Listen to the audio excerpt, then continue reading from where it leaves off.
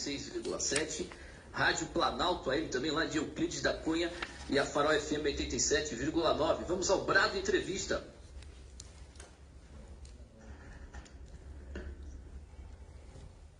Vamos agora de maneira especial conversar ao vivo pela primeira vez aqui na Rádio Brado, o nosso querido presidente da República, Jair Messias Bolsonaro, que já nos ouve. Presidente, muito bom dia. Bom dia a todos da Bahia, é uma satisfação falar com vocês. A meu lado é o conhecido João Roma, nosso ministro, e tenho certeza que será uma boa entrevista aí com boas notícias, né, para prestar ao nosso querido povo baiano. É isso aí, estou vendo também o ministro João Roma, que está nos assistindo também, está participando da entrevista. Ministro, bom dia. Bom dia, uma satisfação muito grande mais uma vez estar aqui com a Brado, ao lado do nosso presidente Jair Messias Bolsonaro. É isso aí.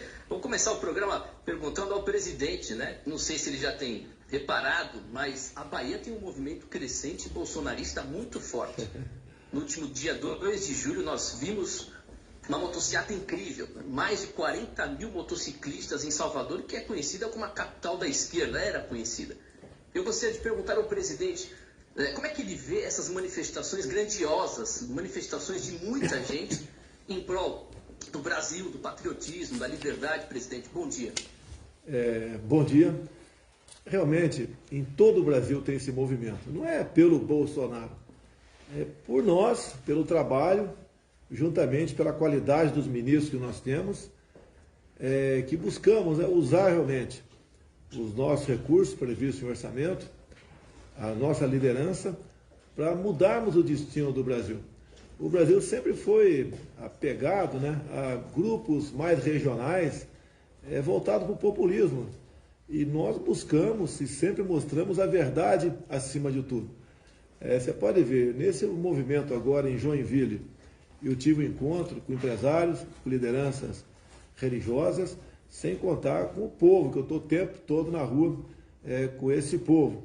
Então é fantástico o que acontece. A gente culmina essas viagens com passeio de motocicleta. Eu não posso prezar para você quantas motocicletas tinha, mas é uma coisa fantástica. Parecida com São Paulo. E no Brasil são 26 milhões de motos, a gente calcula que são 20 milhões de pessoas que têm moto, que algumas têm 2, 3 ou mais motocicletas, né? E eles comparecem nesses eventos. Porque a motocicleta é uma prova de liberdade em duas rodas. Só quem é motociclista sabe deste prazer. Assim como só quem é mergulhador sabe do prazer de mergulhar, buscar um peixinho, ou quem é paraquedista, que eu também sou paraquedista, dando salto aí a uma certa altitude, né? Aqueles momentos que você se sente como uma águia realmente planando no espaço. E nós levamos a verdade, mostrando onde nós podemos chegar e também mostrando onde outros países da América do Sul chegaram e estão chegando. E estaria à disposição para comentar alguma coisa sobre isso aí com vocês. Porque nós temos que aprender, né, por vezes, com o erro dos outros, e não com o próprio erro. Porque daí isso aí pode se transformar numa fatalidade para a gente. E de acordo com o erro, você recuperar aquilo pode levar 10, 20, 50 anos ou mais. Então essa é a mensagem que a gente leva, por isso o apoio por parte da população muito grande que nós temos. É isso mesmo, 8 horas e 21 minutos, estamos ao vivo com o presidente da República, Jair Messias Bolsonaro. Presidente, na Bahia, nos últimos anos, né, governada pelo Estado do PT, a população tem perdido muito, né? Em vários aspectos, o governo, as pessoas têm sofrido na segurança, na economia, e o governo federal vem trabalhando fortemente aqui do Estado com várias obras. Agora a gente recebe aqui na Brado várias denúncias de obras do governo federal que são usurpadas, né, nesse flagrante, pelo governo do Estado, pelo governador Rui Costa, aqui do PT. Muita gente manda, como é que fala, os cartazes de obras do governo federal, e eles colocam um adesivo em cima do governo estadual. Eu até disse isso ao ministro João Roma, se não me engano, na última entrevista. Como é que o senhor vê, presidente, essa usurpação aqui, essa manifestação aqui ilegal por parte do governador do Estado, Rui Costa? É o que a esquerda sempre fez, né? Eles se apoderam de obras dos outros. Só o ministro Rogério Marinho, do Desenvolvimento Regional, ele tem mais de 20 mil obras pelo Brasil. O Gilson Machado Turismo, são umas centenas de obras pelo Brasil, sem contar o do Tarcísio.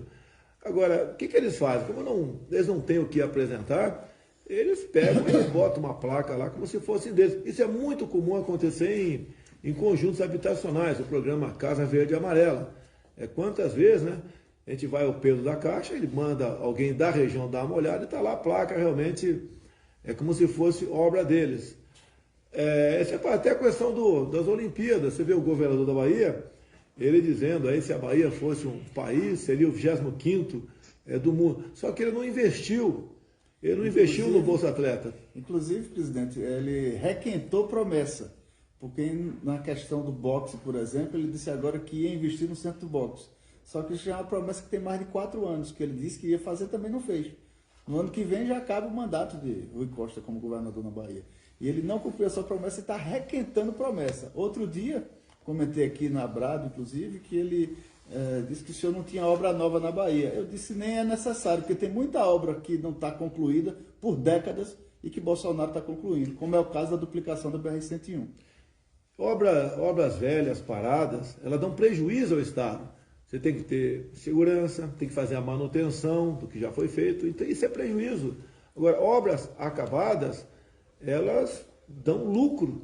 Tá? Então, nós procuramos investir em grande parte, sim, em obras inacabadas. E dizer aí, o querido governador Rui Costa, que obras concluídas, e muito bem concluídas, o partido dele, junto com Dilma e Lula, fizeram, por exemplo, em Cuba, em Angola, a Venezuela, obras fantásticas, todas elas concluídas com dinheiro nosso. E vocês sabem quem é que avalizou essas obras? O Tesouro Nacional. Estamos pagando agora juros que a Venezuela não pagou. E que é uma exclusividade para vocês, quando você faz um empréstimo, né, como esses países fizeram empréstimo aqui no Brasil via BNDES, tem sempre um avalista, ou seja, se não pagar, quem vai pagar? Você sabe o que o governo de Fidel Castro, na época, apresentou como garantia de mais de $1 bilhão que o Lula mandou para lá para fazer o Porto de Mariel? A garantia era charutos. Ou seja, pessoal, não estão pagando a conta e se o Brasil quiser recuperar o dinheiro, receba $1 bilhão em charuto. Esse é o governo da esquerda que tínhamos aqui e é o governo do Rui Costa que ainda tem na Bahia. Falando sobre Rui Costa, mais uma vez, presidente, ele aqui na Bahia, em várias emissoras locais, veículos aqui de Salvador, do estado, ele dá entrevista falando sempre dessa CPI aí, que tem um único objetivo, que é desgastar a imagem do senhor. O circo da CPI da Covid. Agora, parece que a imprensa local também, grande parte, não se lembra do grande fato, marcante aqui para os baianos, o ministro João Roma sabe muito bem, que é o desvio de quase 44 milhões de reais dos respiradores que foram comprados. E ninguém fala nada, presidente. Ninguém diz nada aqui, principalmente os veículos de comunicação. O governador já se esqueceu. Então ele fala de CPI, de Covid e tudo mais. Só que pelo menos ele não é investigado. Né? Por exemplo, ele não está sob investigação. Quase 43 milhões de reais que foram investidos, né, nesses respiradores no combate à pandemia aqui no estado. E um secretário da Casa Civil foi demitido, só que sumiu. Não apareceu o valor também. Presidente, é um desgaste, na verdade, para os baianos. Como é que o senhor vê essa situação? Sem dúvida, presidente. E ainda teve o desgaste da Sputnik, que nessa semana eu também comentei. Bem lembrado. Certo? O grande fiasco do PT. Anunciaram que foi sem ter sido, não é? Termina saindo de fininho, porque quando as coisas não dão certo do lado dele, simplesmente sai de fininho, né? E não dá sequer uma explicação plausível à população. Entre as obras que ele se apropria e não faz a menção devida ao governo Bolsonaro, entre elas está o envio de vacinas, porque falaram da Sputnik, fizeram carnaval e propaganda, que é o que sabe fazer, mas quem mandou vacina realmente para o povo baiano foi o governo do presidente Bolsonaro. Olha, um grande escândalo, né? Comprovado via consórcio do Nordeste, onde o governador aí está incluído aí. Então, tinha lá um executor disso tudo, né, chamado Carlos Gabas. Ele pegou 49 milhões do dinheiro federal e comprou, né, respiradores. Só que não recebeu nenhum respirador. E isso daí está esquecido pela própria CPI. Um senador entrou com pedido para convocar o Carlos Gabas e o Renan Calheiros não aceitou. Agora, o que acontece é o seguinte, olha só. Eu tenho a obrigação de falar só o que eu posso efetivamente comprovar. Isso é uma coisa que a gente pode comprovar. Outra coisa, O Omar Aziz, juntamente com o irmão do Renan Calheiros, o Renildo Calheiros, que é do PCdoB, é partido satélite do PT, apresentaram uma emenda a uma medida provisória nossa, de modo que governadores e prefeitos pudessem comprar vacina sem licitação e sem certificação da Anvisa. É o que eles queriam fazer com o Sputnik, comprar, não sei com que valor, né, mas com toda certeza um valor altíssimo, essas vacinas, e depois chegar no Brasil metendo no braço do povo sem qualquer responsabilidade. Isso eles queriam fazer. E nós frustramos esse plano deles, não deixamos que isso foi para frente. E hoje em dia, aqueles da CPI, o G7, né, nos acusam do que eles tentaram fazer. Nós não nos corrompemos, não teve propina e nenhuma compra realizada por nós, por parte de compra de vacinas. Somente compramos vacinas certificadas pela Anvisa e só pagamos depois que elas chegaram no Brasil. Então, nada existe contrário ao governo. Agora, o outro governador aqui do Maranhão, ele faz showmício para entregar vacina. E como se fosse ele que estivesse entregando a vacina. Todas as vacinas entregues no Brasil foram compradas pelo governo federal. Agora, o SUS é tripartite. Nós compramos, o Estado distribui e os prefeitos aí na ponta da linha são os grandes responsáveis pela aplicação das mesmas. Deputado Alden, só uma correção, Timóteo.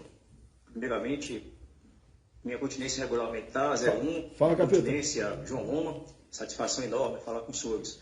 É só uma correção aqui. Na verdade, nós temos aí 3 compras que foram realizadas pelo então Consórcio Nordeste. A primeira compra é de 49 milhões de reais, a segunda compra é de 44 milhões de reais e a terceira compra é de 150 milhões de reais.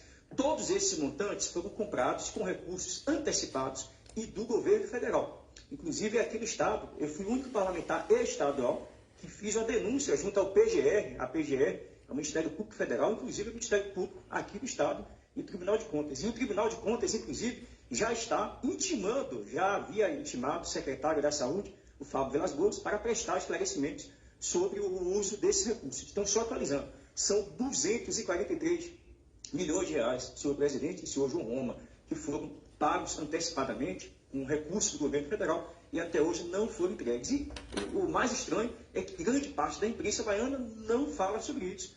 Então nós temos aí números extremamente factíveis, onde há provas robustas sobre o possível desvio desses recursos, pagamento de intermediários, enfim. E, infelizmente, os estados não fazem a CPI. Então eu queria só, senhor presidente, aproveitar o ensejo e verificar com a Vossa Excelência como é que está sendo feita a orientação junto ao Ministério Público Federal para que ele possa atuar mais especificamente no caso dos respiradores aqui na Bahia. Não, uma vez aí alguém apresentar a denúncia, não tem qualquer participação nossa junto ao Ministério Público, não há essa interferência, né? Infelizmente é assim que funciona. Agora, dizer para você também, você podia ver no orçamento aí do Estado quanto o governador gasta com a imprensa. E praticamente nós reduzimos de mais de 80% a despesa com a imprensa.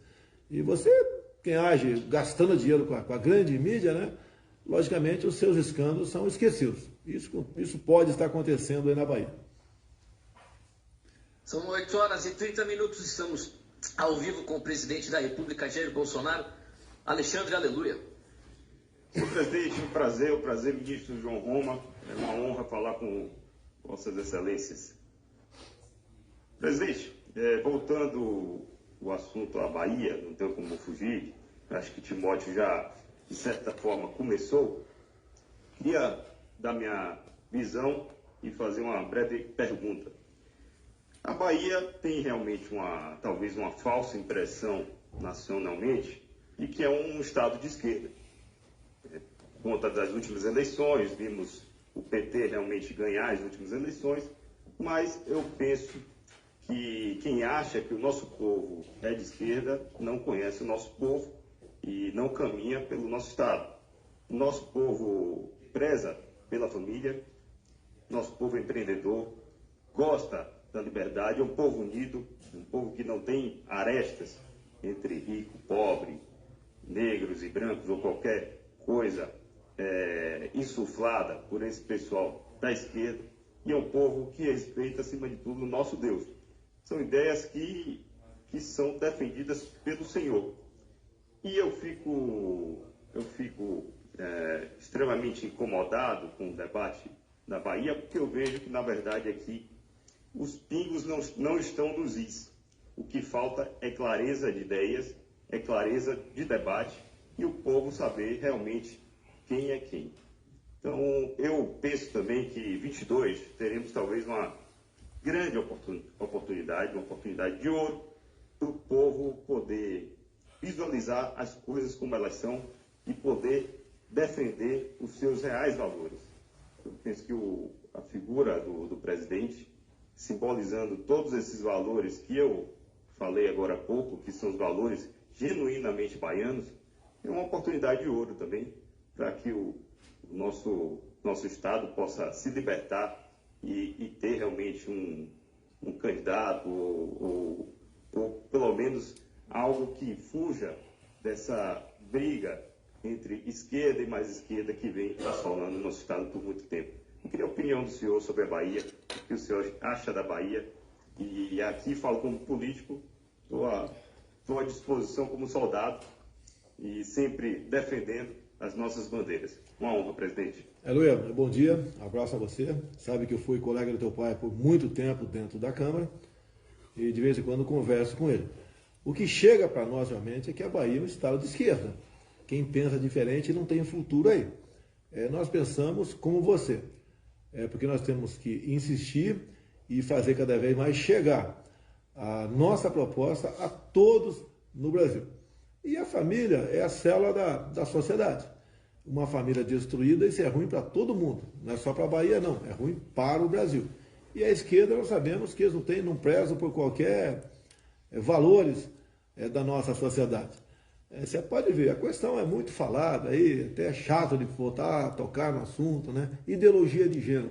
É inadmissível a gente concordar com a proposta da esquerda, dizer para os nossos filhos de 5, 6 anos de idade que o menino não é menino, a menina não é menina, e ficar aí martelando em cima dessas pessoas. Como a esquerda agora está na linguagem neutra, está batendo o tempo todo, querendo a linguagem neutra na escola.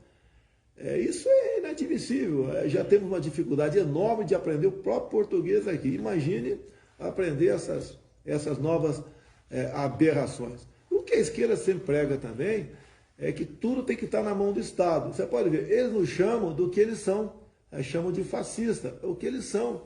O Estado, quanto mais interfere, pior naquela região.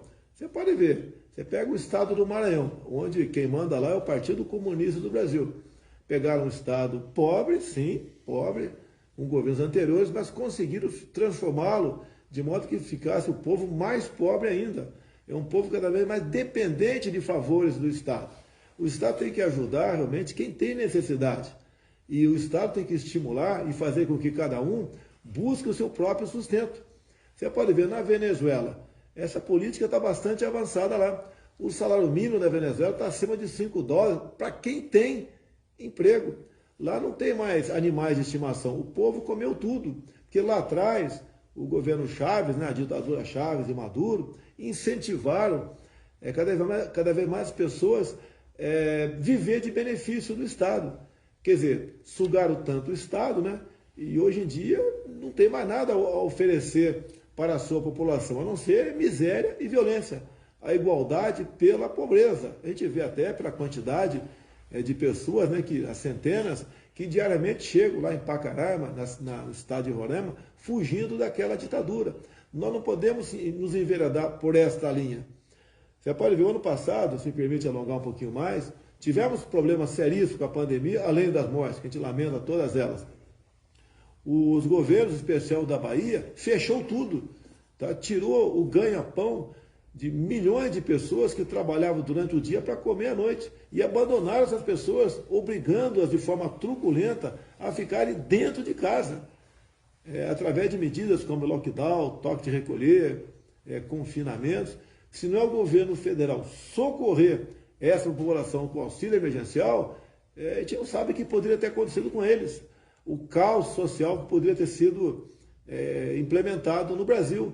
E quando falo que a gente não tem sensibilidade, o governo federal, o nosso governo, gastou o ano passado com auxílio emergencial o equivalente a 13 anos de Bolsa Família. É um número fantástico. 294 bilhões em menos de um ano. quase 300 bilhões, menos de um ano, começou em final de março esse benefício, né? Continuamos depois com o valor um pouco abaixo, o auxílio emergencial, e estamos agora em fase quase final, né? Junto com o João Roma, nós definimos um novo valor do Bolsa Família. Eu nos critico que essa última fase do auxílio emergencial são de R$250, mas o Bolsa Família, a média é 192. E nós estamos acertados aqui, no mínimo 50% de reajuste para o Bolsa Família. Nós queremos 100%, mas temos que ter responsabilidade, que a economia não pode quebrar. Porque se você quebrar a economia, não adianta você ganhar 1 milhão por mês, né? Que você não vai dar para comprar um pãozinho. É igual o dinheiro lá venezuelano. Você vai comprar pãozinho com milhões de dinheiro dele. E quando você acha um pãozinho para comprar?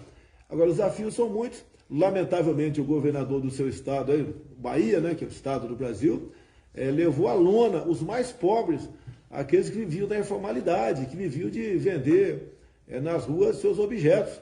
Esses foram na lona. E teve o socorro do governo federal. Se não fosse isso, só Deus sabe o que poderia ter acontecido em todo o nosso Brasil. A gente espera, né, que novas medidas restritivas não cheguem, não continuem, para que a economia não quebre. Se quebrar a economia, quebra o Brasil.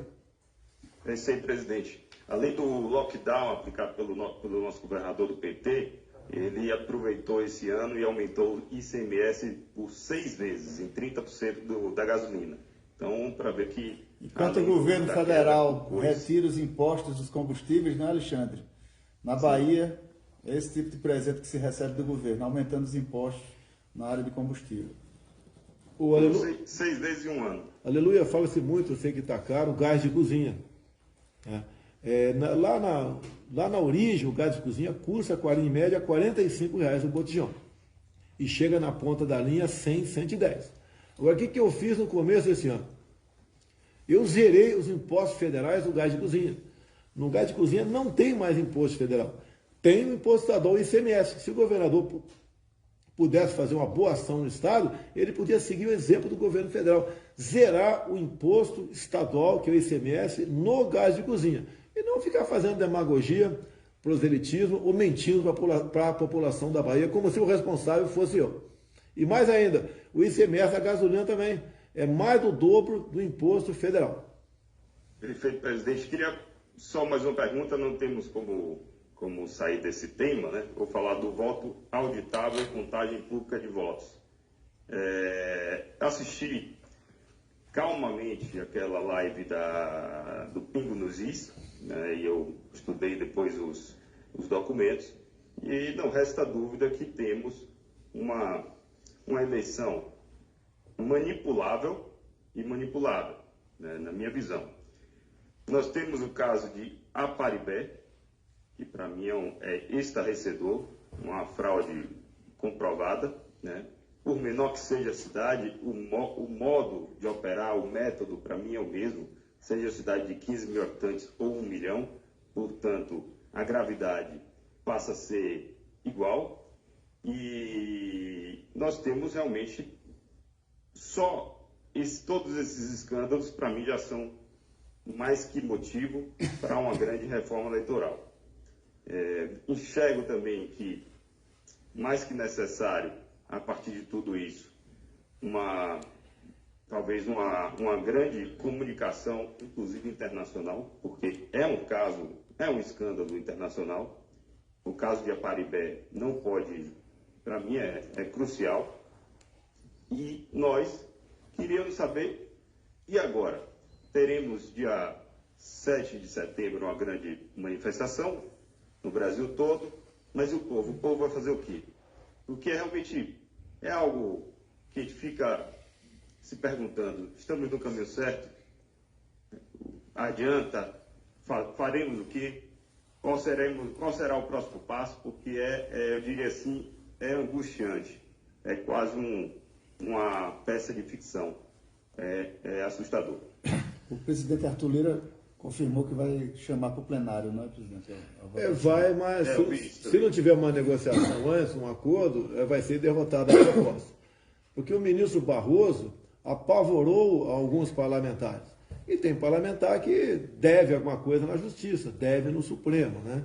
Então o Barroso apavorou. Ele foi para dentro do parlamento fazer reuniões com lideranças,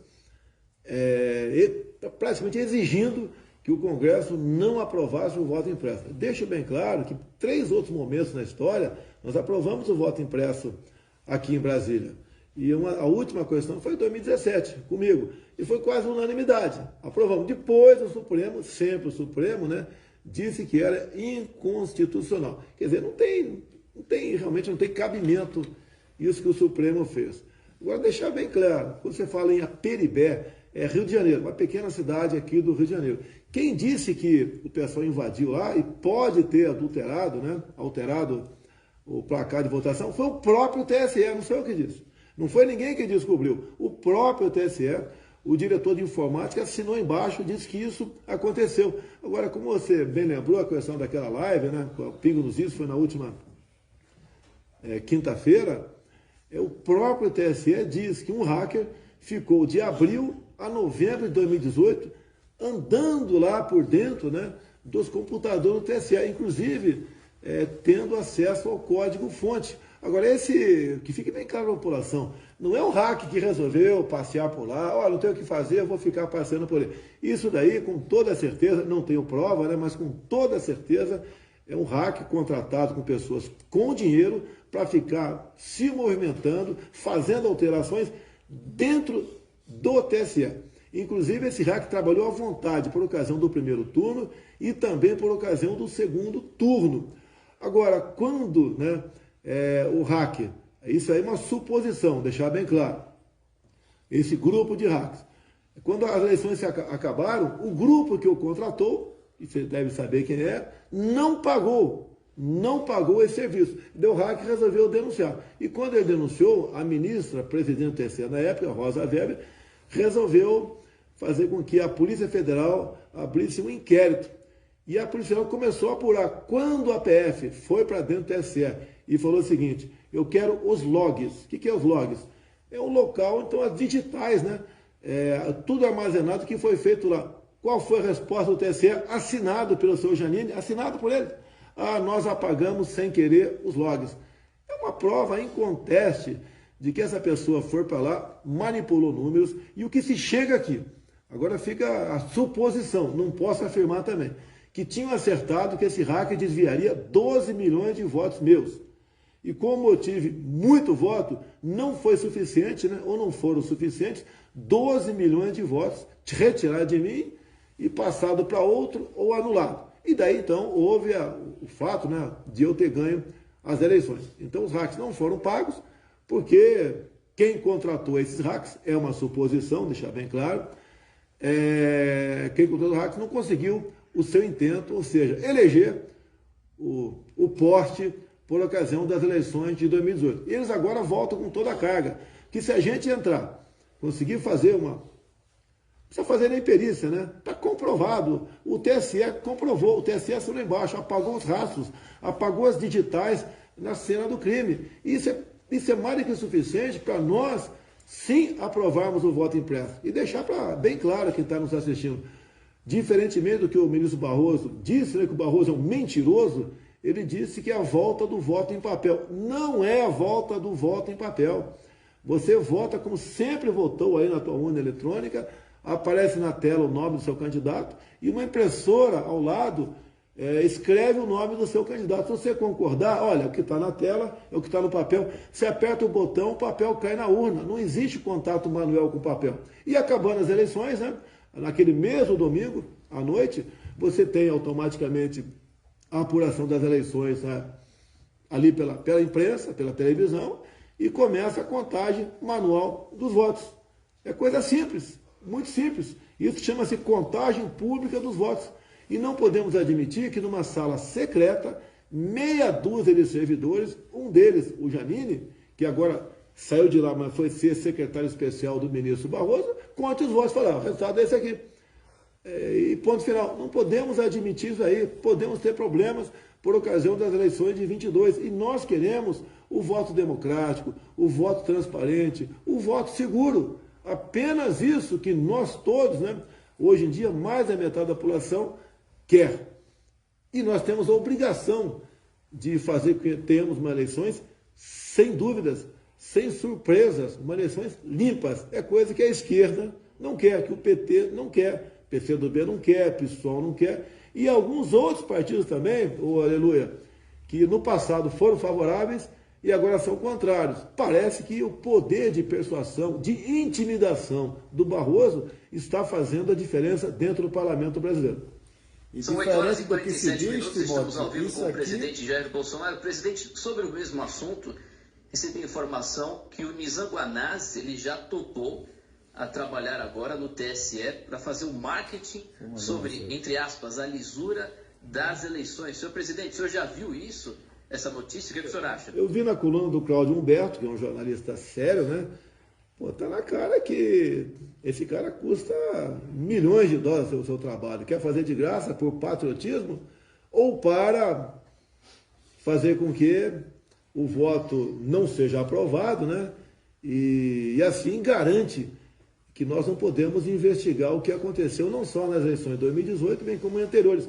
Olha, um fato inacreditável. Quem entende um pouco de matemática, de probabilidade, de estatística, eu tenho repetido isso aí. Eleições de São Paulo, capital, o ano passado, com 0,39% dos votos apurados, menos de 1% do total dos votos apurados, o sistema travou. E quando travou, você viu quem eram os primeiros até aquele momento. Estava lá em primeiro lugar lá o Bruno Covas, até o oitavo. E cada um tinha um percentual de votos naquele retrato no momento. Horas depois, o sistema destrava. Vai para o 100%. A classificação é a mesma. Pode acontecer, mas uma coisa fantástica, inacreditável. Além da classificação a mesma, o percentual de cada candidato com 100% apurado e com 0,39% apurado, desprezando-se as casas decimais, são exatamente os mesmos. Aí os estatísticos dizem que isso pode acontecer? Pode. E 1 trilhão de eleições, isso pode acontecer. Então, mais um indício fortíssimo de fraude, que a fraude, né, a possibilidade de manipulação, o pessoal não vai manipular, com todo respeito, um vereador do interior da Bahia, ou lá de Aperibé, dificilmente um prefeito. O pessoal começa por cima. Como essa possibilidade que eu tenho falado aqui, não posso comprovar, não posso afirmar, de 12 milhões de votos, né, que já havia sido acertado com os hackers por ocasião das eleições de 2018. E depois o pessoal vai descendo para estados, vai descendo para cidades grandes, vai descendo para o Senado, que é mais importante. Quem sabe eliminar um deputado federal da Bahia que não interessa para o sistema, os caras roubam metade dos votos deles, vai para outro lugar. E não adianta o parlamentar depois querer entrar com uma ação. Primeiro quem vai julgar a ação dele, no final da linha, vai ser o Supremo Tribunal Federal. Ou vai ser o TSE, que é o primeiro, né, que está sendo, se apresentando, contrário a qualquer possibilidade de se investigar o próprio TSE. Se bem que eu repito, não precisa investigar o TSE. A documentação que nós temos, fornecida pelo próprio TSE, a Polícia Federal, está mais do que clara que muita coisa grave aconteceu lá. E nós queremos evitar esse problema para 22. Você vê, o próprio Aleluia fala que tem um crescente aí de pessoas cada vez mais acordando para a verdade. Na Bahia e no Brasil todo. E essas pessoas não podem ser frustradas. Temos que ter eleições limpas. É inacreditável que um ministro do Supremo Tribunal Federal, Luiz Barroso, seja contrário a isso. E já, Aleluia, que você falou aí em valores, olha as bandeiras que o nosso querido ministro Barroso defende. Ele defende aborto, ele é contra a redução da maioridade penal, mas ele é favorável à redução da maioridade do estupro de vulnerável, passar de 14 para 12 anos. Para quem não sabe o que é isso. Hoje em dia, se uma menina de 14 anos ou 15 tem relações sexuais com um adulto, isso não é estupro. Tá? Mas se 13 ou 12 tiver, mesmo com consentimento, é estupro.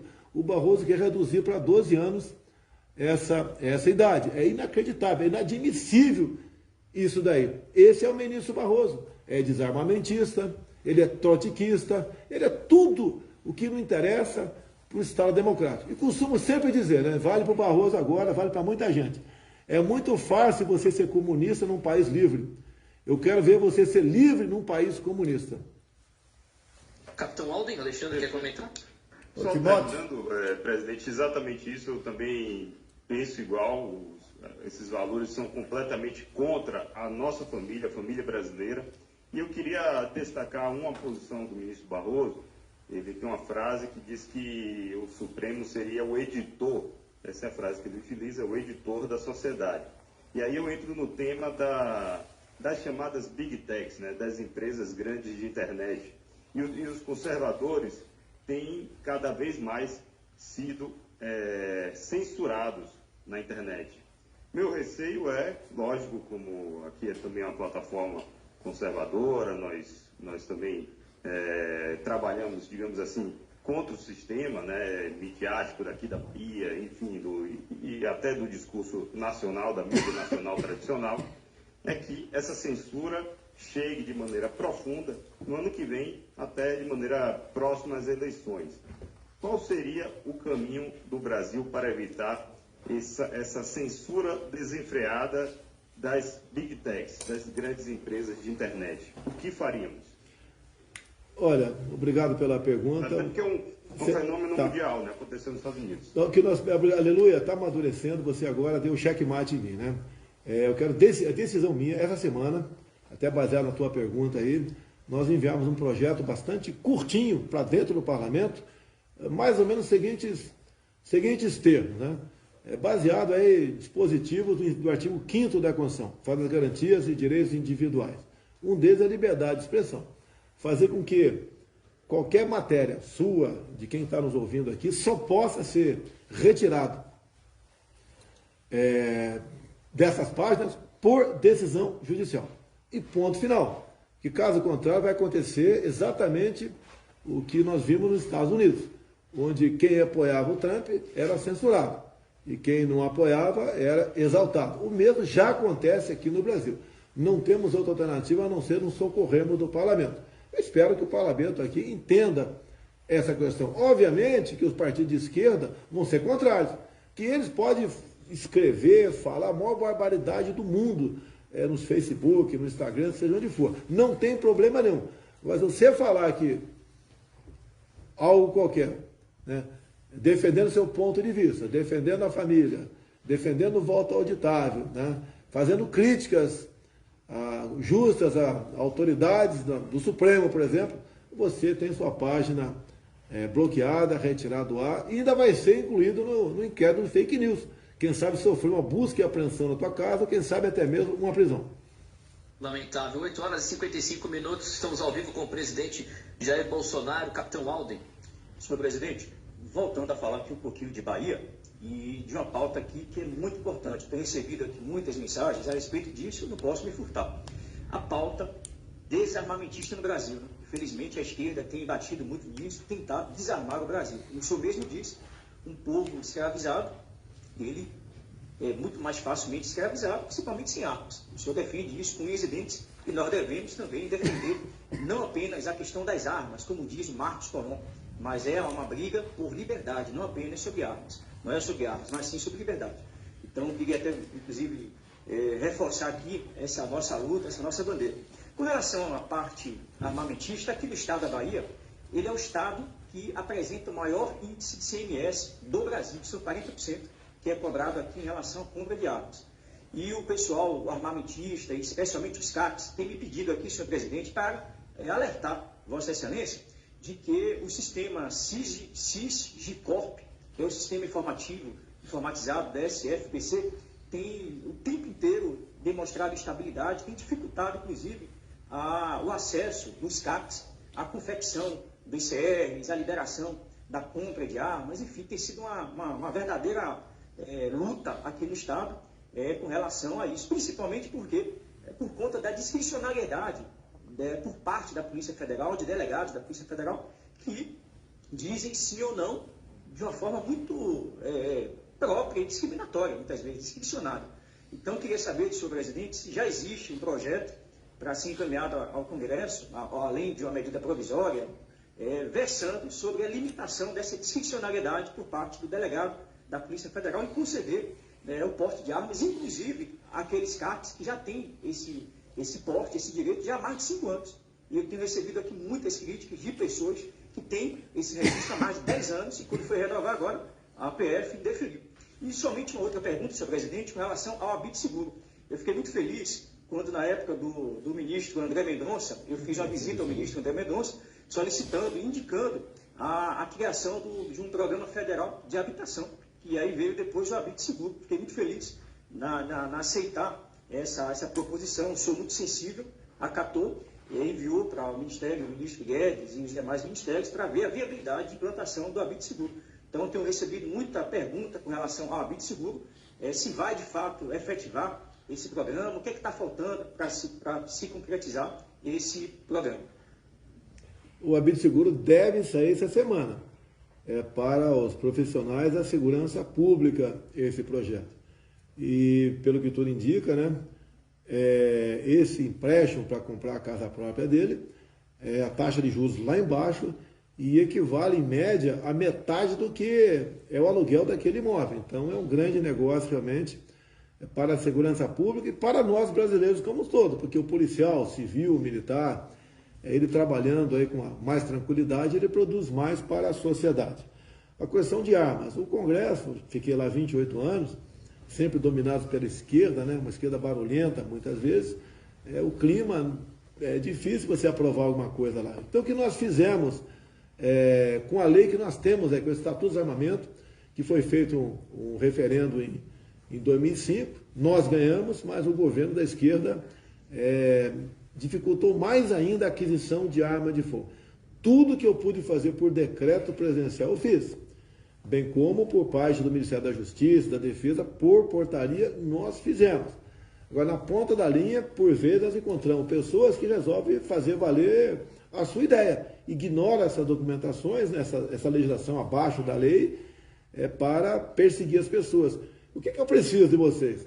De fato, tem que chegar ao nosso conhecimento aqui, tem como chegar na minha pessoa, tá o João Roma aí, quem é o delegado da Polícia Federal, porventura, esteja trabalhando dessa maneira. Por vezes a pessoa reclama sem razão. Tem uma documentação que infelizmente tem que ser entregue, a pessoa não entrega e quer o seu registro lá. Mas muitas vezes não tem razão. É uma discricionalidade, sim, como vocês disseram aí, da pessoa em si. Daí eu aciono o Ministério da Justiça, que aciona o diretor-geral da PF, para agir de acordo com a legislação. A legislação é a lei, decretos e portarias. E dizer a vocês, né, para a gente não criticar o Congresso como um todo. O ano passado nós aprovamos lá, com o voto do João Roma, inclusive, o porte estendido para o pessoal do campo. A posse de arma de fogo do pessoal do campo era apenas dentro da sua casa. Ele não podia pegar um cavalo ou um jipe, né, e andar armado pela sua casa. Da sua propriedade. Tá. Isso aí, obviamente, começou a inibir as pessoas. Você pode ver, o MST está menos abusado do que muito tempo atrás. Raramente nós temos notícia de invasões de terra por parte do MST, porque o homem do campo está armado, ele tem que defender a sua propriedade privada. Assim como você tem direito de defender a tua casa, teu apartamento, o homem do campo tem direito de defender o teu sítio, tua fazenda e tua chácara. Timóteo, você me permite? Pode falar, ministro. Eu só queria falar um pouco aqui o que é que esse homem, Jair Bolsonaro, tem feito pela Bahia. Pois ele muitas vezes não comunica exatamente para a nossa população o que é que o seu governo tem feito de benefício para o povo baiano. Só do auxílio emergencial, Timóteo, já são quase 30 bilhões de reais do ano passado para cá. Esse recurso segurou a barra de muita gente que estava muitas vezes impedida de sair de suas casas para ganhar sustento de sua família. Na área de infraestrutura, o presidente Bolsonaro está destravando coisas que por décadas se arrastavam na Bahia. A BR-101 parece que tinha pulado a Bahia, mesmo com 16 anos de PT, né? Avançou lá por Sergipe, Alagoas, Pernambuco e saiu. E na Bahia nada. O presidente Bolsonaro foi lá, já entregou o trecho duplicado, assim como a 116, que já chegou em Santa Bárbara, vai seguir agora para a Serrinha. Teremos boas notícias, tanto para o Rodoanel de Feira de Santana, quanto para a duplicação da ponte lá em Juazeiro, quanto lá em Ilhéus de Itabuna, como para 030, como para Fiol, que vai ser sem dúvida nenhuma uma grande transformação de infraestrutura na Bahia. O presidente Bolsonaro tem acionado várias né, questões, inclusive orçamentárias, que tem defendido o nosso Estado e projetado. O ministro Gilson mandou para cá também uma série de obras, são mais de 144 milhões de obras já em andamento, né, em vários municípios baianos, que reforçam o quesito do nosso turismo, que também é emprego e renda para a nossa população. É ocupação para um Estado, né, que ficou sem poder desenvolver essas atividades que emprega tanta gente. Então é importante a gente colocar essas coisas, né, para dar justamente o ponto correto de pessoas que ficam dizendo, não está fazendo nada na Bahia. O que tem sido feito na Bahia pelo presidente Bolsonaro, sem dúvida nenhuma, é uma transformação nunca vista na Bahia. É o dinheiro justamente chegando na ponta para melhorar a vida da nossa população. Só para quem porventura não saiba, né, que ele falou da FIOL, é uma ferrovia de integração oeste-leste. Ela passa ali em Ilhéus, Caetité, passa em Barreiras e Figueirópolis. E ela vai se unir a Norte-Sul, que vem lá do Maranhão, passa ali por Tocantins, Goiás, até a São Paulo. Então é a volta do modal ferroviário que foi esquecido há décadas em nosso Brasil. Isso traz um progresso fantástico para essas regiões, pelo preço do frete que vai lá para baixo. 9h03, perfeito. Na próxima semana, se não me engano, estaremos também com o ministro do Turismo, Gilson Machado, aqui na Brava. O presidente está com a agenda apertada, já estou recebendo informação aqui do pessoal da assessoria. Eu tenho que perguntar só uma coisa sobre política, presidente. Como é que o senhor vê a figura do ex-prefeito, presidente do Democratas, ACM Neto, que tem feito declarações pesadas, severas, críticas contra o senhor, falando contra atentados contra a democracia, fez uma postagem no Twitter. Ele está negando que teve qualquer tipo de reunião com o senhor nas últimas semanas, que a imprensa disse que o prefeito, a ACM Neto, teria feito um acordo com o presidente Jair Bolsonaro. Presidente, como é que o senhor vê a figura do ACM Neto e essas críticas frequentes que ele fez ao senhor? Olha, no mínimo tem 8 meses que eu não converso com o ex-prefeito ACM Neto, pessoalmente ou por telefone. Então eu quero evitar tecer qualquer comentário, porque não existe nenhum acordo entre nós, não existe essa intenção ainda colocada na mesa, e quem julga ele é o pessoal que, aí de Salvador, né, na qual ele foi prefeito, essas medidas que ele tomou de fechar comércio, de vedar tudo, proibir o direito de ir e vir da população. O povo tem como julgar no tocante assim. Agora são políticos, assim como o João Roma, a gente conversa com todo mundo, nunca fecha a porta para ninguém. Agora notícias, né, que eu fiz um acordo com ele, não procede porque não conversei com ele. Então, está se afunilando a questão das eleições do ano que vem, né? Até março tem que estar tudo mais ou menos acertado, que é o último prazo para filiações e decisões de quem vai ser isso, vai ser aquilo, e nós temos que trabalhar para o bem do nosso Brasil, da Bahia, de cada município aí, não ficar com possíveis briguinhas de nós. Da minha parte, não existe nada tratado com o senhor ACM Neto, então eu não posso comentar o que saiu na grande mídia, até porque a grande mídia, né, é uma grande fábrica de fake news, uma grande fábrica de mentiras. E eu já falei aqui, eu não leio jornais para exatamente não chegar irritado no trabalho. É isso aí. 9h05, presidente. Te agradeço demais, muito obrigado pela sua disponibilidade. A primeira entrevista aqui aos baianos, são mais de 234 municípios através das rádios afiliadas aqui deste pool de emissoras que ouviram a nossa entrevista. Presidente, mais uma vez, muito obrigado. Timóteo, capitão Alden, vereador Aleluia, um grande abraço a vocês e, obviamente, um abraço a todos os baianos e obrigado pela oportunidade.